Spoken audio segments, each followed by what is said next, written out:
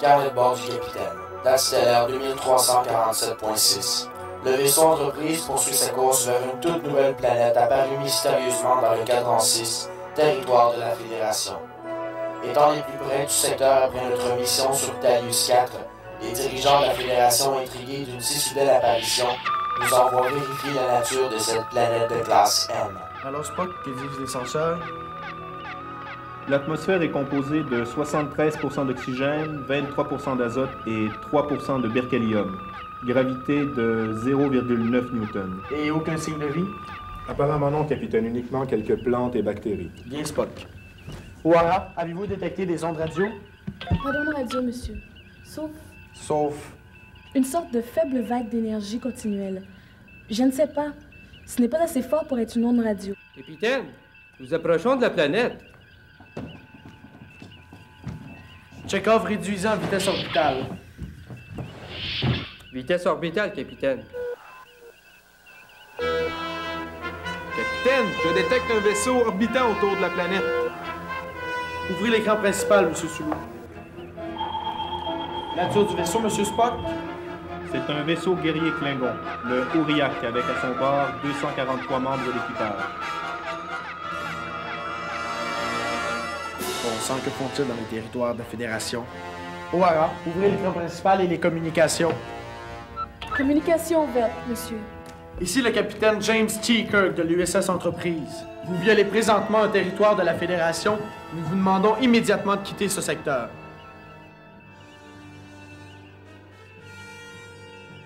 Pas de réponse, capitaine. Ils nous entendent mais ne veulent pas entrer en communication. C'est très étrange, capitaine. Ils n'ont pas levé leur bouclier. C'est inhabituel. Les Klingons mettent toujours le bouclier. Pas cette fois, Monsieur Chekhov. Ils se préparent sûrement à appliquer une de leurs dernières ruses. O'Hara, entreprise au vaisseau Klingon. Retournez immédiatement en zone neutre. Je répète, retournez immédiatement Capitaine, en zone je neutre. détecte une importante source d'énergie provenant de la planète.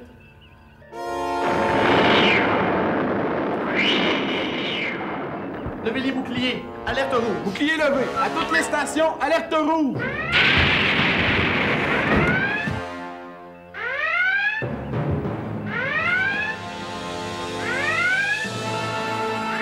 Les Klingons! Ils sont tous morts.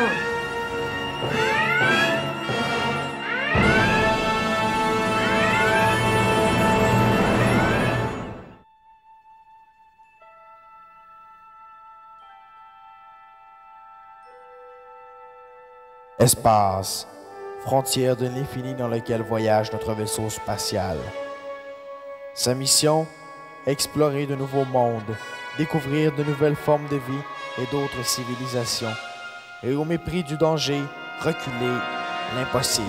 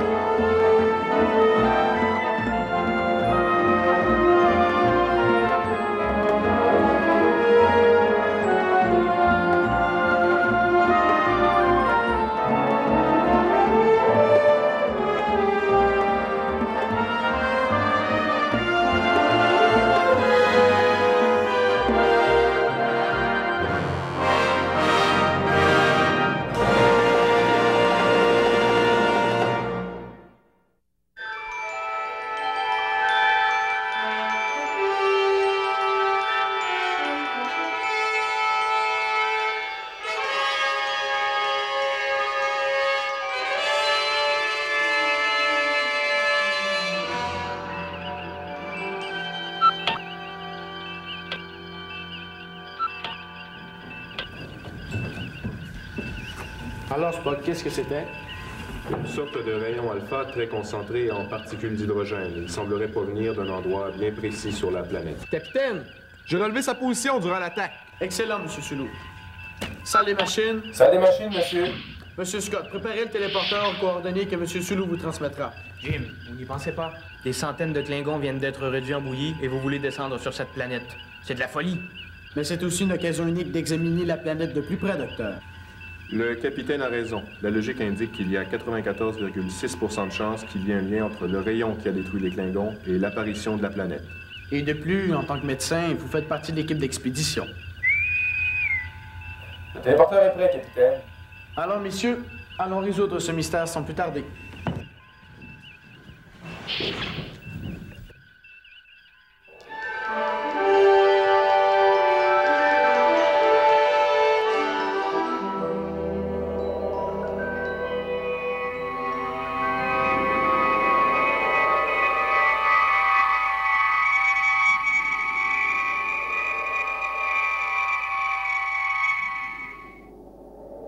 Bon sang, où sommes-nous?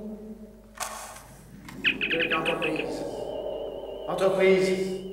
Répondez, entreprise. Spock, vérifiez nos coordonnées. Capitaine, il semblerait que nous sommes tombés ailleurs que nos points de référence habituels. Pas besoin de censeur pour le constater. Cœur qu'appelle la passerelle. Répondez, passerelle. Toujours rien.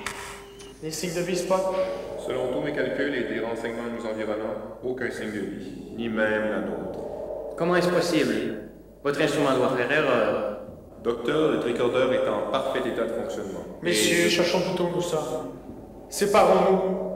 Et si quelqu'un aperçoit quoi que ce soit, il avertira le plus tôt possible. Compris? Spock!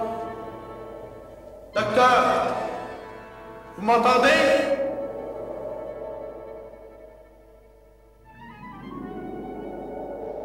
Jim, où êtes-vous? Jim!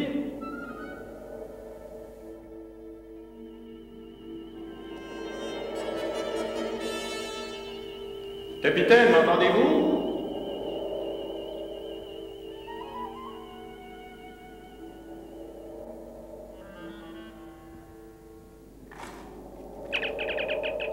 Docteur? Spock, entendez-vous? Répondez. Docteur, est-ce que c'est vous?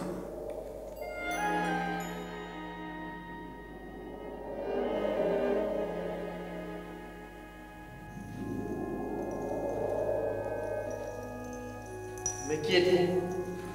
Savez-vous où nous sommes?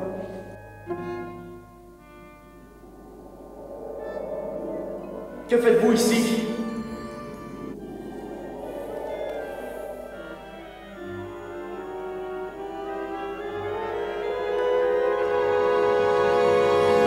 Capitaine, nous devons tenter d'en savoir plus, et rapidement. Mais Spock! Ton esprit devient mon esprit. Tes pensées deviennent mes pensées.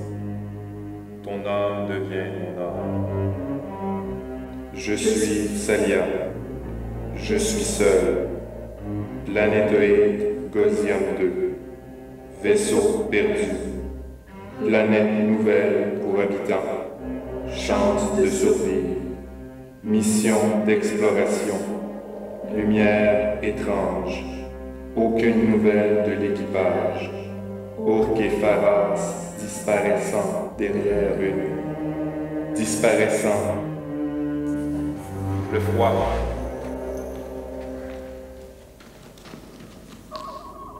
Elle est dans un coma profond, Jim. Mais qui est-elle? Elle se nomme Salia, et elle serait dans la même situation que nous.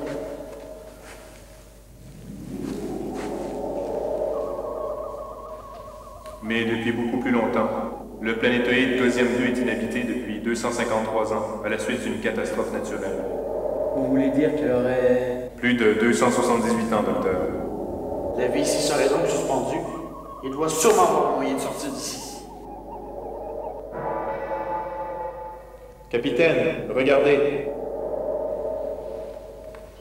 Fascinant. Qu'est-ce que c'est? Apparemment aucune structure atomique, ni même de particules subatomiques. Cette structure n'existe tout simplement pas. Nous la voyons pourtant, Spock. Elle doit bien être composée de quelque chose si nous la voyons. Jim, attention! N'entrez pas! N'entrez pas!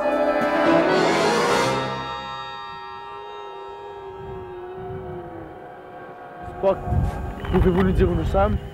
Les censeurs restent muets, capitaine. De même que mon communicateur. Le phaser aussi est hors d'usage. Pas moyen de se réchauffer. Le mieux à faire est de trouver un abri quelconque avant de périr gelé sur cette planète. Nous ne sommes pas sur la planète. Que voulez-vous dire, Spock? Cette neige, elle est de la même nature que la porte. Aucune matière.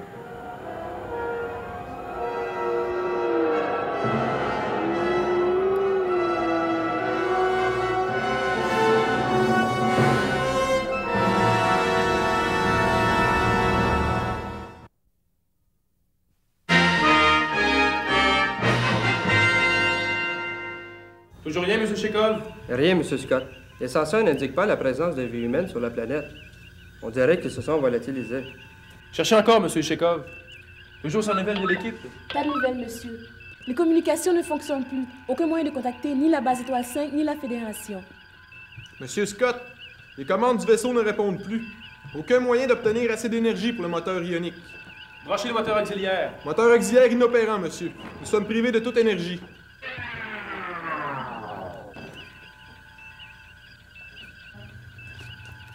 Salle des machines, que se passe-t-il? Les sauts de lithium ont diminué considérablement. Il ne reste plus que les batteries de secours. N'éclairez que la passerelle. Concentrez uniquement l'énergie sur les supports de vie et l'ordinateur central. Bien, monsieur. Par Saint-Georges. Je jure que je réussirai par tous les moyens possibles de rejoindre le capitaine Kirk. Un Écossais se bagarre toujours jusqu'au bout.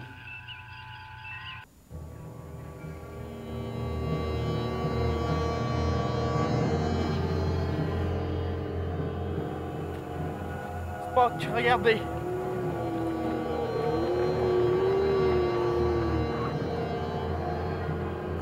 Un Andorien. Gelé. Pourtant, les Andoriens sont très éloignés de ce secteur. Étrange. Avec ce froid, il a dû connaître une mort rapide. Je ne crois pas que ce soit le froid qui l'ait tué, Spock. Un Taj, capitaine. En effet, Monsieur Spock, un couteau Klingon. L'endroit ne semble pas aussi désert qu'on l'avait pensé. Soyons sur nos gardes. Capitaine, je suggère de ne pas nous attarder ici. La température change continuellement. J'estime nos chances de survie à 2,3% si nous ne trouvons pas un abri d'ici 2 heures et de 0,2% d'ici 1 heure. Merci, Monsieur Spock. Vous êtes très rassurant. La journée avait pourtant bien commencé. Et voilà qu'un vaisseau Klingon nous explose en pleine figure. Je me perds dans un lieu qui n'existe pas. Mes compagnons disparaissent je ne sais où. Et me voilà seul avec cette femme muette. Bravo, docteur. Qui êtes-vous? Vous parlez. Ce n'est pas trop tôt. Vous étiez inconsciente tout à l'heure. Vous ne vous souvenez donc de rien. Et tout à coup, vous retrouvez la voix. Je suis un docteur, pas un bourreau. Je ne vous veux aucun mal. Savez-vous où nous sommes? Je m'appelle Salia. Tout est si confus dans ma tête. Une planète étrange au loin. Je suis partie l'explorer avec mes compagnons Urk et Faraz. En chemin, la navette de reconnaissance a disparu, nous laissant mes compagnons et moi dans cet univers étrange. Vous n'êtes pas comme moi. De quelle race êtes-vous? Eh bien, je suis terrien. Je viens d'une planète que l'on nomme Terre. Et vous, Salia? Je viens de Gosiam 2. De fréquents tremblements de terre menaçaient notre peuple, nous obligeant à trouver une nouvelle planète. En explorant cette partie de la galaxie où nous sommes, nous avons repéré cette magnifique planète. En voulant la vérifier, mes 2 compagnons et moi-même avons disparu de la navette de reconnaissance pour se retrouver ici. C'est alors qu'une porte est apparue. Une porte? C'est cette même porte qui a emporté Jimmy Spock. Vous n'êtes pas seul? Non. Ensemble, nous étions chargés d'une mission d'exploration. Mais ils ont disparu, envolés par la porte. Je n'ai pas pu les retenir, étant occupé à vous soigner. Je me demande bien comment l'entreprise va nous sortir de ce pétrin. Qu'est-ce qu'une entreprise? C'est le vaisseau qui nous a mis ici. Un vaisseau? Alors je pourrais retourner avec vous et rejoindre mon peuple? Docteur, c'est fantastique. Il faudrait avant tout trouver moyen d'entrer en communication avec eux. Pour le moment, rien ne fonctionne. Rien.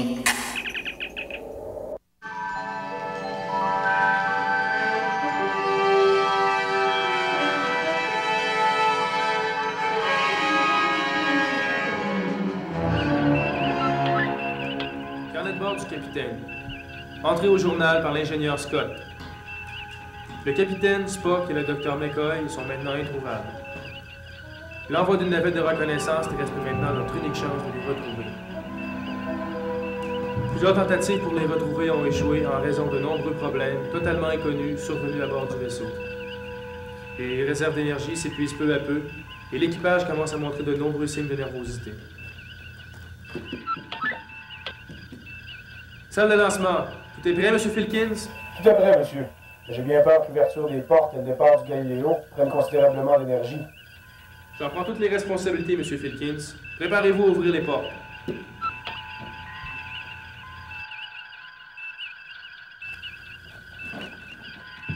Monsieur Tchekhov, prenez en charge le contrôle à distance du Galiléo. Bien, monsieur. Lancez la navette.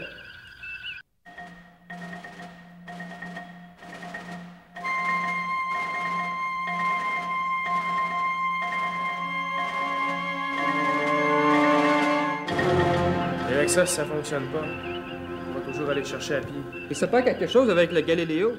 Monsieur Scott, je détecte une énergie émanant de la planète.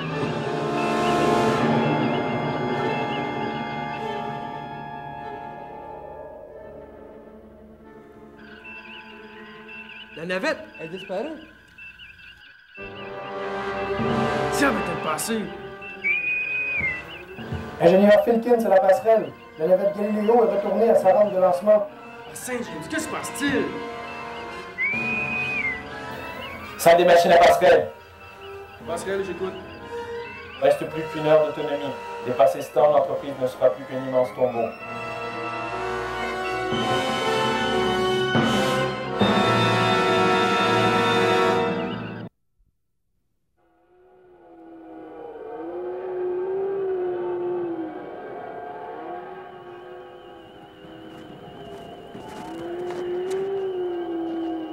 Capitaine, je crois avoir découvert quelque chose.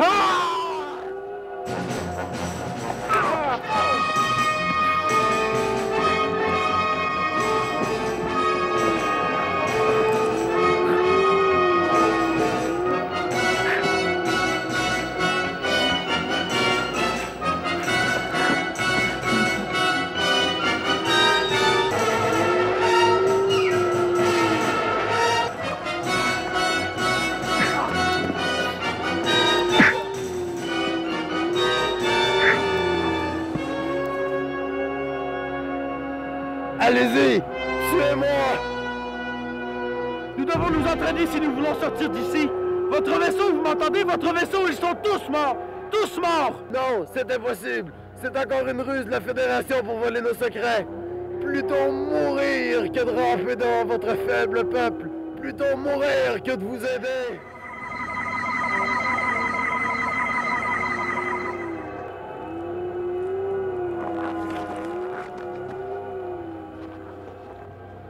D'accord! Le jeu est terminé, je ne joue plus! Qui êtes-vous? Qui êtes-vous?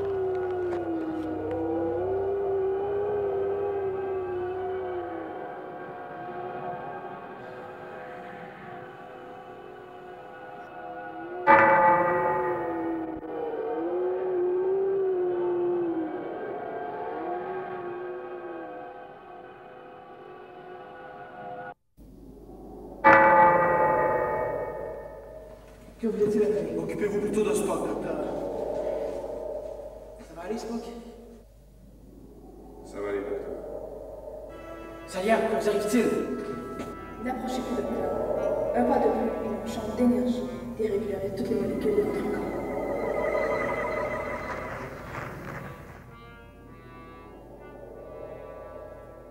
Où est Salia? Salia n'a jamais existé. Elle n'était qu'une ombre, une de mes pensées. De même que la porte, l'Andorien gelé, les Klingons, la neige, tout était donc de votre création? L'Andorien et le Klingon étaient bien réels, capitaine Kirk. De même que leur vaisseau, que j'ai dû réduire à néant. Pour quelle raison? Ils venaient de tuer une entité vivante et pensante sans raison, en poignardant l'Andorien au lieu de chercher ensemble une solution pour sortir de l'endroit. Ils venaient de signer la mort de tout son équipage. Auriez-vous fait la même chose si j'avais tué du Klingon? Oui, les unités carbone du vaisseau que vous nommez entreprise auraient cessé d'exister. Pourquoi faites-vous cela? Comme vous, moi aussi, je suis un genre d'explorateur, mais en punissant ce que je juge mal et en récompensant ce que je juge bien. J'expérimente sur une multitude de races comme les vôtres pour comprendre les réactions qu'engendrent certains climats. Ainsi, Dr. McCoy, j'ai pu partager ce que les humains appellent confiance. Avec l'équipage du vaisseau entreprise, j'ai compris ce qu'est la détermination. Mais c'est finalement avec vous, Capitaine Kirk, que j'ai appris le plus. Et c'est en vous laissant la vie sauve que je vous récompense. Car en cherchant à sortir de la situation sans chercher à tuer le Klingon, vous avez démontré un esprit d'entraide. Par cela, vous avez sauvé votre équipage. Mais qui êtes-vous? Je n'ai aucune identité dans la dimension que vous occupez. Cependant, à cause de certaines lois physiques qui gouvernent votre univers, j'ai besoin d'utiliser des sources d'énergie qui se trouvent à ma portée. Ainsi, le vaisseau Klingon n'avait plus d'énergie quand vous l'avez rencontré.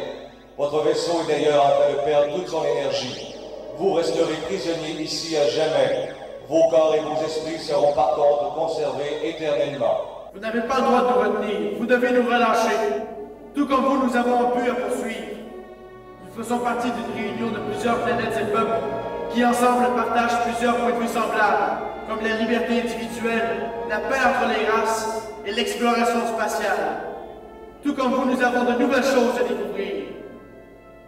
Nous priver de tout cela nous enlève tout espoir d'explorer, la curiosité, le besoin de découverte. Qui vous donne le droit d'exterminer ce que vous jugez mauvais? Aucun peuple dans l'univers n'est parfait. Les Klingons, les Andoriens, même nous avons à apprendre de nos erreurs pour qu'un jour s'installe une grande paix entre les civilisations de toute culture. Je vous le demande, qui vous donne le droit de tuer si vous n'êtes pas Dieu? Vous trouvez cela normal de nous garder captifs? Vous trouvez cela normal?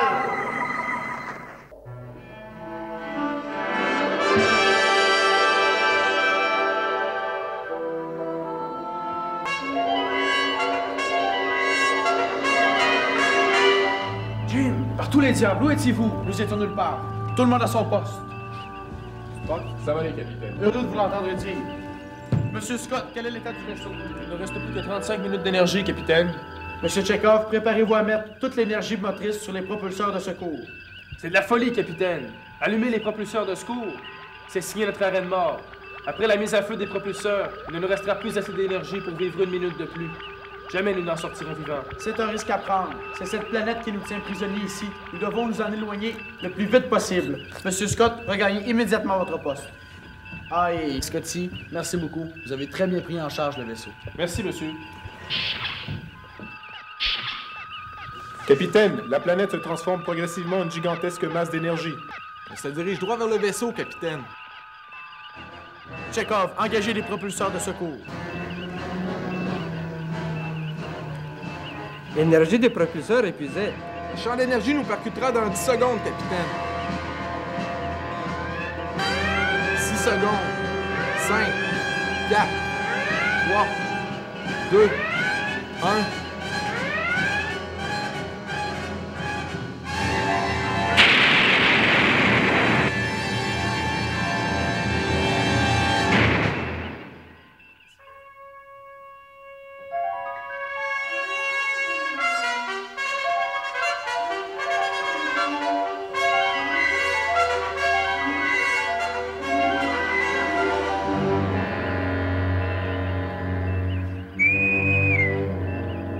Ici Scotty. Capitaine, c'est incroyable. En nous traversant, l'énergie libérée a régénéré les cristaux de dilithium. Les chambres à photons et les boucliers ont retrouvé leur puissance. Moteur ionique parfaitement opérationnel. Il était moyen, Jim. Il faut croire qu'il y a une bonne étoile qui veille sur vous. Faut croire, Doc. Faudrait peut-être soigner cette blessure. Occupez-vous d'abord de l'équipage.